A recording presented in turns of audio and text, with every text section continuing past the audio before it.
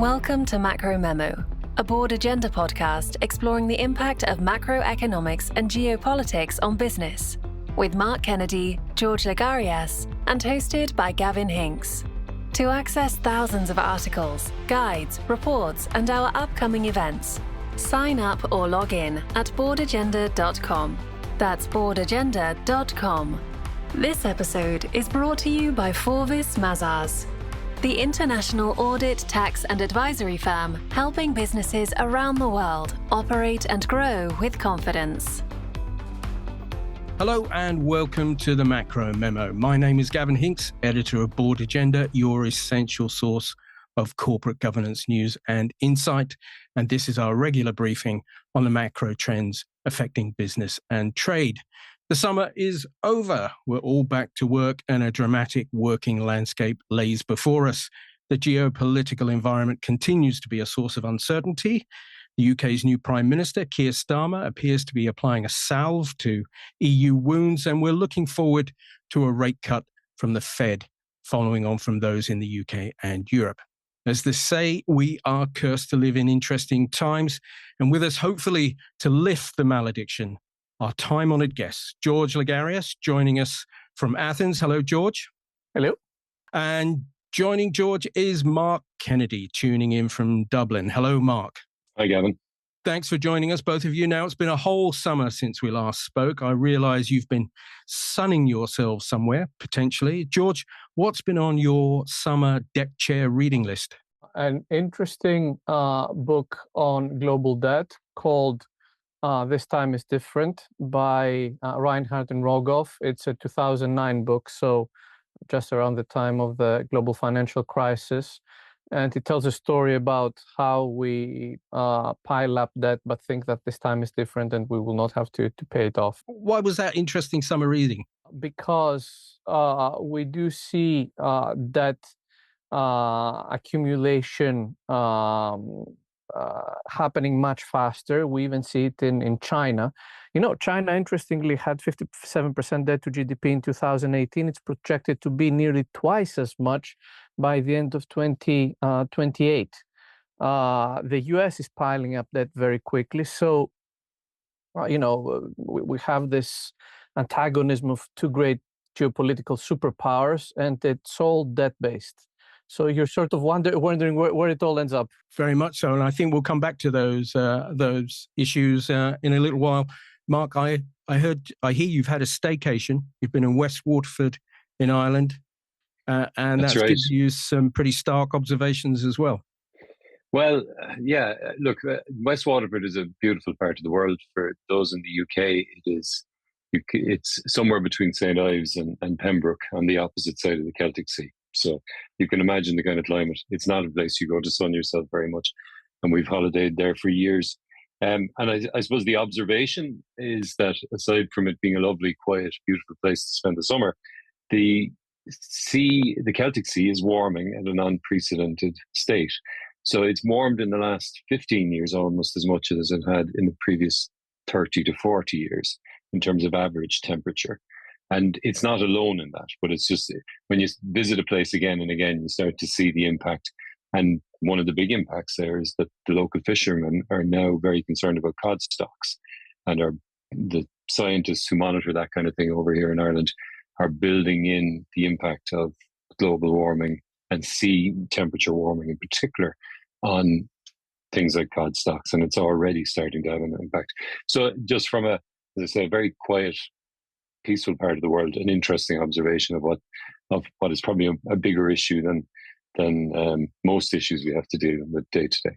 Yeah, quite unsettling. And you've both delivered rising figures, rising temperatures and rising debt levels. So we're well matched on that score, at least. Look, now to our main agenda, geopolitics. It's hardly worth reminding everyone that conflicts still continue in Ukraine and Gaza and Sudan as well, perhaps the biggest one that goes very much unmentioned, and we have the unraveling position in Bangladesh.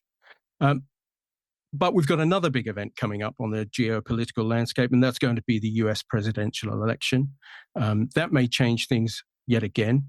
Mark, Does business look to the election with some trepidation in terms of its impact on business opportunities and trade? I wouldn't say trepidation. I think business people will always look at elections of, the US election is obviously one of the biggest in the world in any given period. They will look with interest. I think they will look to try and understand what the policies that different candidates will put forward and what does that mean for the trade landscape. I think probably more of a concern for many international businesses is particularly those that are touched by some of the countries that you've mentioned in your intro is the impact on trade and supply of conflict in different parts of the world. So I don't think trepidation is the right word for the US election. I think that in reality, and I think the market has priced this in to an extent, there isn't a huge difference between the two parties in the US at the moment on a lot of economic issues. And I think that's what people will be looking at and then trying to understand the nuances maybe of tax policy or of trade policy that may emerge from one candidate or the other as they head towards the election. George, that's an interesting observation, isn't it? Not a lot of difference between the two parties over economics. That possibly means that debt, as we've already mentioned, will keep rising in the US, and we'll also have at least some kind of maintenance of the protectionist position that's taken over the last few years. Both of the statements are correct. Fiscal incontinence in the US will continue under most scenarios.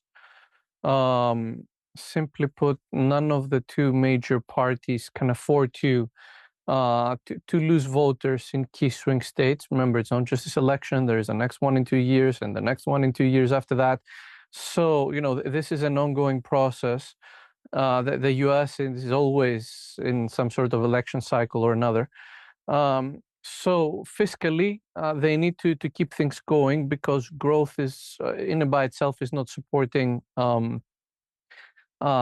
issues like the reindustrialization of the North. So definitely right on the fiscal front. Where there is a difference, and protectionism too, but where there is a difference is in potential outcomes. So how you reach supremacy for the Republican agenda, it could be it could have more to do with dollar devaluation and possibly an interference with the Fed to keep rates low. With Democrats, it might be a little bit more for a stronger dollar, at least if they follow Biden's playbook. Okay, so this is a key difference. And also fiscally, there could be a difference, at least in not in the extent of fiscal spending, but in the mix, in that Republicans are vying for tax cuts. Just as a reminder, last time corporate taxes were cut from 35%, I think, to 21%. And now the Democrat Party, if they win, they are considering raising them by 7%. Republicans, on the other hand, are promising to cut them by a further 2%. Okay, so there could be a key difference in the tax regime. There's a really interesting point there in the big picture stuff may stay the same, but if the approach to currency is very different, that makes it quite a different trading partner for the rest of the world. Yeah, it does. And George is far better qualified than I am as an economist to kind of unpack the differences there. But again, I think in the similarity, I mean, America is in the business of being business, as somebody said, being in business, somebody said a long, long time ago. I do think we have seen a more protectionist perspective coming from the States in recent years. And taking the long view, that's not that unusual, actually, if you look at the history of the 20th century. So I think what business people will do is try to understand the scenarios and the ranges that are there between one and the other. I think there will be plenty of flagging by whoever is the next president as to what changes will be made. And I think businesses will adapt to that. And yes, clearly there are differences if George picked a difference on tax or a difference on the approach to the dollar value. But businesses will adapt to that over time. So again, I wouldn't go back to I don't think there's a sense of fear about it. I think there's a sense of wanting to understand. Quickly though, Mark, how do they adapt to that, to a rising dollar or a falling dollar? What's the adjustment you make? Well, it depends entirely on what kind of business you're in. But if you're, so it depends. Are you net importing or net exporting to the US, and what's that going to do to the value of assets that you're holding in dollars, or that debts you may need to meet in dollars, and so on. So I suppose if one is buying a lot from the US and the price of what you're buying is going up because of the change in the dollar strategy, you're going to have to hedge against that. You'd be going to your banker to try and make sure that you can do that in a very simple way. But, larger companies will have very complex treasury operations to manage that kind of risk for them. So I think the change here is that, if you have a level of volatility, it becomes very difficult for a company to manage in that scenario. But where it's understood and it's expected and people can see that change, companies have tools and techniques that they'll use to manage that, so they minimize the cost to them ultimately. George, very quickly, do other governments adjust to the post-election American economic environment in some way themselves? They do, but it's always a question of how fast and how they can adjust. So, for example, a country like China may adjust faster than the European Union.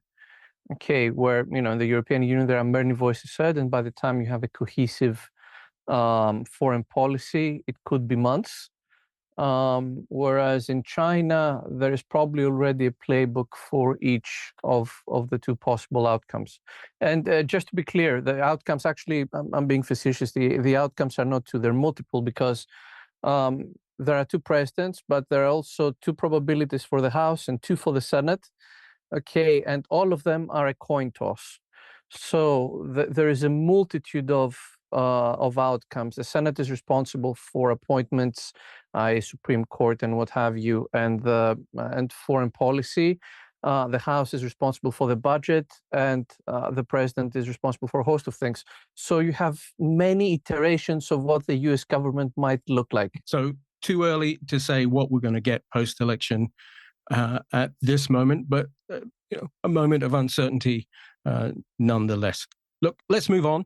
The other big development that we've seen over recent weeks, of course, we had the UK election, which changed government. We have a Labour government. The new Prime Minister is Keir Starmer. And last week, Starmer was out and about in Germany and France, obviously in the process of trying to reset relationships with Europe in some way. Is that how we should read it, Mark, for business? Should business be cheered by the prospect of the UK getting closer again to Brussels and European countries? I think so. I think the visits that the new Prime Minister made to Germany and France and the reception he had are very positive. It definitely shows a softening of the stance in terms of the post-Brexit relationship. That said, I wouldn't get too carried away with it yet. I mean, the devil is in the detail in terms of our relationship between the UK and the EU.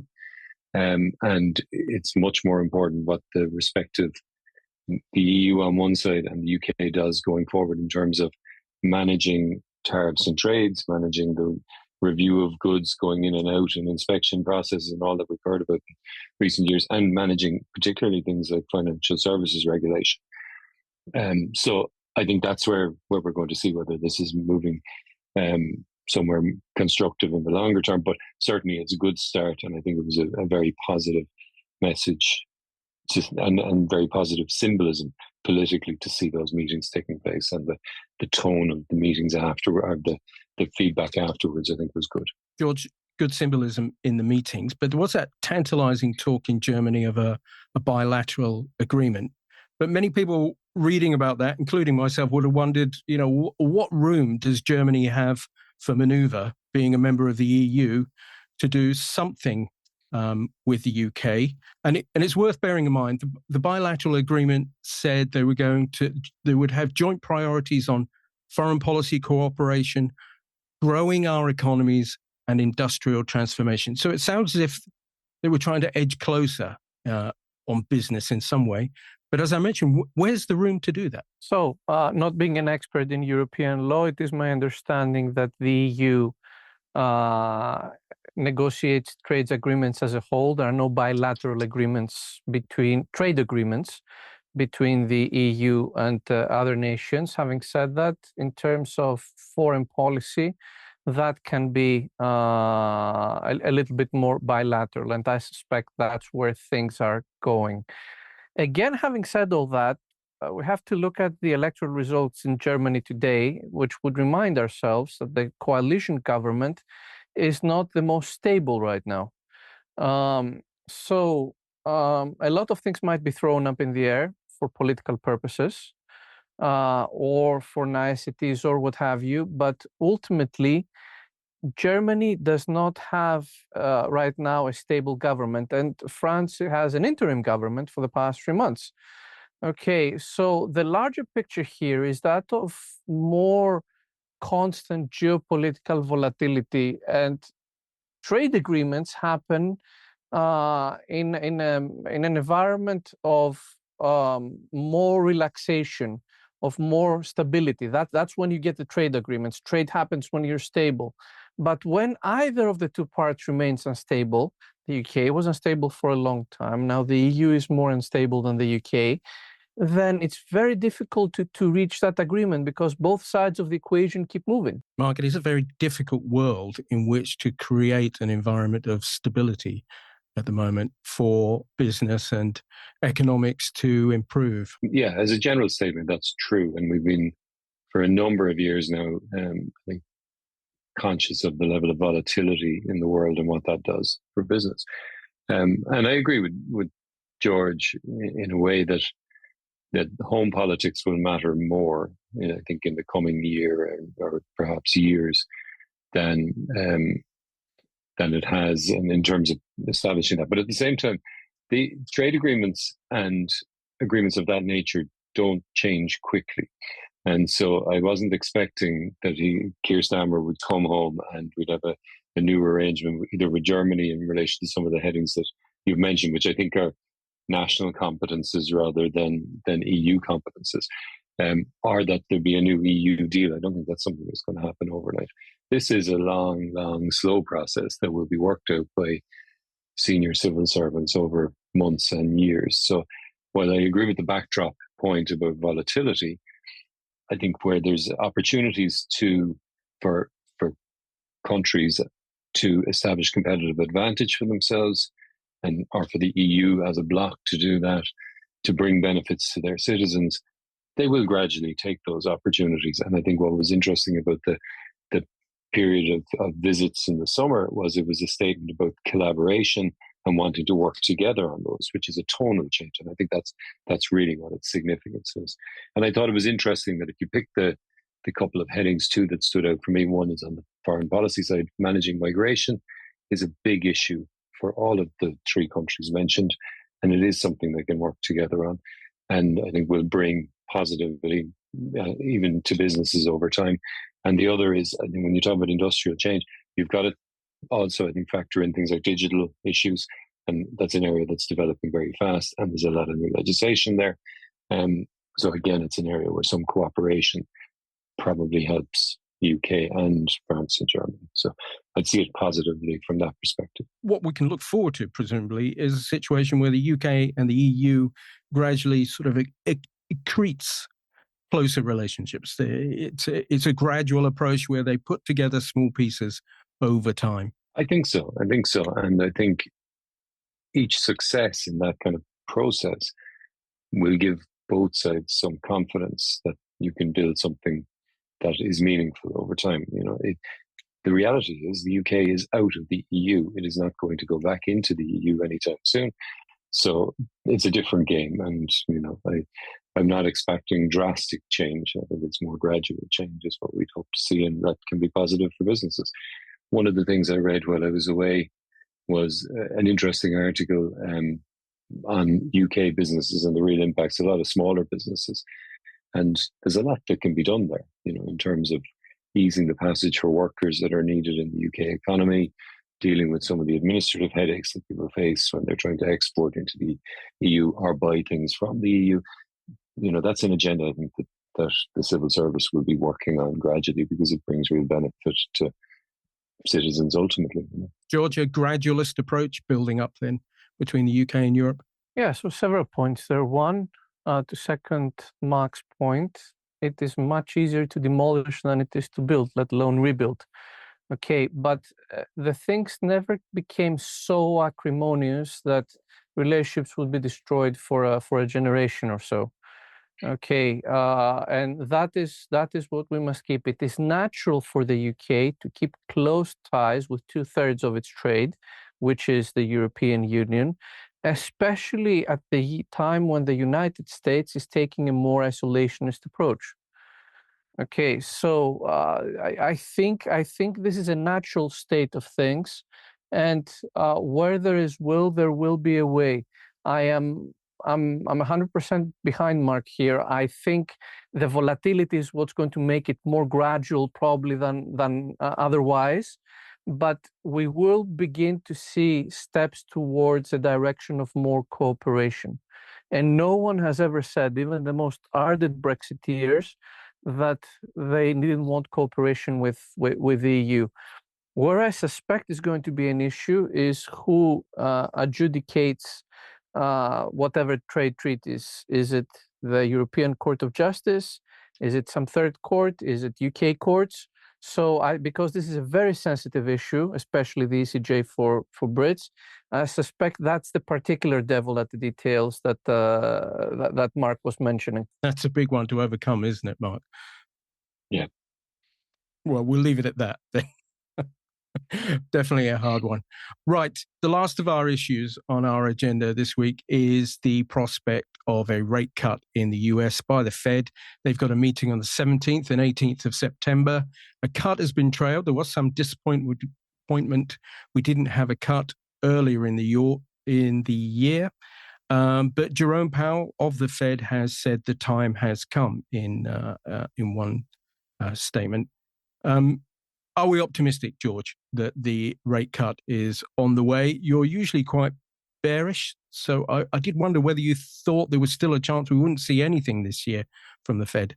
There was a time around the beginning of the summer where the data didn't look too good, but I have to say I changed my mind a little bit on one particular point. So number one, yes, I am optimistic about rate cuts. Two, I think we'll see at least 2 this year from the Fed.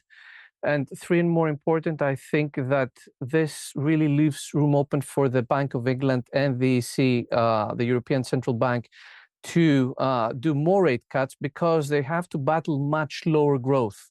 The US is doing rate cuts with potential growth of 2%. Okay, maybe a little less, maybe a little more, but there. In the EU, it's less than 1%, and in the UK, it's the same. So they have more room to cut rates, but they couldn't get started for fear of capital flights until the Fed got started. So the Fed giving the okay and say, okay, we're entering a rate cut cycle, which in Jackson's Hole, they were pretty adamant about because now they're looking at unemployment. That opens the door for more from European banks. The one thing I want to add, and this is where I'm slightly changing my pessimism, is that I know so far, and that's what the data had been telling us, that China had been deflating goods, but services inflation remains too high. So just this week, I read a very interesting article in Foreign Affairs from a Chinese policy expert who more or less explains that China is a deflation machine, whether it wants it or not. As long as its economy remains open, it has built so much industrial capacity that it will export deflation. What Mark a year ago called potential dumping of goods in the EU and the US. And it's just their machine, the way the economy works, that they can't help it.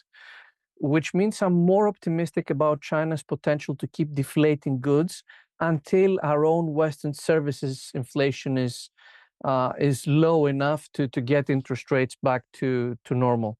So I'm a little bit more confident now that we will not see a rebound in goods prices, except if there is a big geopolitical event.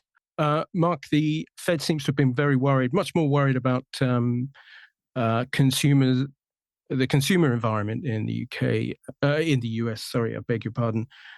In recent times, but that background with China does make it a very interesting environment for the Fed to make decisions on a rate cut. Yeah, I think it does. I don't have a lot to add to George's analysis. I think that point about China is very important, and I think the Fed, they're going to, I think, play a very canny game on that and be careful as they progress. The one thing I might just go back to is George's comment about the opportunity in Europe. I think there's more nervousness in Europe about it. And I think there's an interesting feature in that the European central bank leadership seem to have set themselves a target of trying to get back to 2% inflation by 2025. I think there's also commentary from some of the members on watching employment in, as George has said, a low growth environment. So I think there's a bit of caution, and you heard that from Philip Lane, who's the chief economist in the ECB, when he spoke at Jackson's Hole. And so, I think we will see positive steps. I think there's a bit of a fear of a softening in the US, so I think they will take steps that are positive. Europe, I'm a little bit more cautious, but if I remember correctly, George, you correct me on this, I don't think the ECB has a mandatory inflation target or employment target in the way some central banks do. So it's no, they don't. In fact, the inflation target is more or less self-imposed. They have an inflation mandate, but the inflation target is more or less self-imposed, and that 2% exists in academic literature, to be sure, but it's not a thing that's set in stone. It's a thing that became, I think, 20, 30 years ago tops. So there's always academic room to maneuver around it. And the 2.5% might be a potential future. Yeah, and that's my point, really, that I think despite the bit of caution, I think there is room to maneuver there, which is probably good for everybody, whether you're looking from a US perspective or a European perspective. Mark, staying with you, if the Fed does cut rates this month, we'll see anything between 0.25 and a half a percentage point, I imagine. How will business feel that? Well, I think there is a concern there that there's a little bit of a flattening in terms of consumer expectations at the moment, and that. So I think the most immediate way I'd expect, and again, I bow to George's knowledge as an economist of how the cogs in the economy will work through, but I think the hope will be that you'll see a bit of an uplift in consumer behavior before we get to the end of the year. I think that's positive in the States, and it'll also have a positive impact perhaps on some business actions as we go forward. At the same time, again, bit of summer reading, there was a couple of interesting pieces on the lack of correlation between interest rate environment and investments by businesses, that it doesn't flow as neatly as there. So again, I think I suspect more it's on the consumer side that we'd see a positive uplift in the short term. That's really interesting. George, we're looking at a bumper Christmas, and that point about business not necessarily jumping on all over cheaper money with interest rate cuts. That's quite pertinent, isn't it? I think as a generation, it's the first time in 20 years we experienced really high rates. And it's the first time in nearly 40 years that we experienced inflation. So there has to be some sort of trauma associated with it. Economy has a lot to do with behavior. I've always resented the idea that economics is mathematical formulas. I think it's far from this. So it has to do with behavior. And I think that 2 years of high inflation are going to give us a different type of consumer, at least for the next 3 or 4 years, as long as the relevant trauma is recent and pertinent. And then things will change. The 2008 global financial crisis has been at the top of everybody's mind for a good 10 years after it happened. And now we rarely discuss it. So, Mark, that's quite interesting.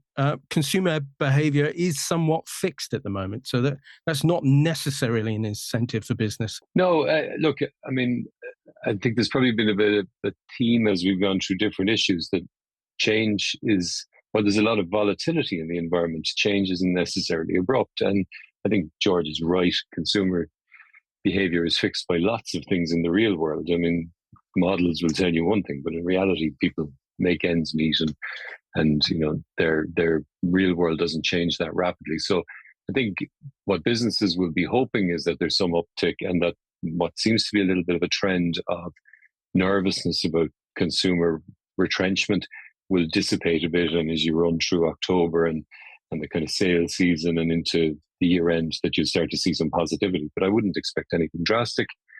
And I think and businesses will plan on that basis. So I think George has a good point there. Slow change everywhere, Gavin, is the message, I think. Slow change everywhere, and a premium on planning, decent planning, whilst keeping an eye on macroeconomic developments. Well, I think that's a good moment to wrap up there. Guys, let me just, before we go, get your views, whether you're feeling bullish or bearish at the moment, given you're probably feeling refreshed after your summer holidays, despite the geopolitical economic environment. Come to you first, Mark, bullish or bearish at this moment? Well, I'm a bit of an optimist, so I'm bullish coming back from holidays. I am. And I think that I was casting my mind back to the narrative, at the start of 23, again, end of last year, start of 24, as we went into the current year. And it has been very negative. There's been a lot of discussion about volatility. There's been a lot of commentary about things that could be quite catastrophic. And what we've seen is that most things get managed, whether it's by businesses or by governments. Even the election kind of outcomes that people were hailing at the start have gone, mixed, but things have muddled along. So I think from that kind of starting point of we could have had very difficult times, I'm quite optimistic that the institutions that make the world spin around are gradually dealing with things and we're moving in the right direction. George, do you share those sentiments? Is your summer glow making you feel optimistic? I think that glow that you're seeing is my bald head. But no, I would say I am manifestly bullish and inherently bearish. And just to qualify that, things are looking good. And the short-term risks are abating. Lower rates, markets are doing well.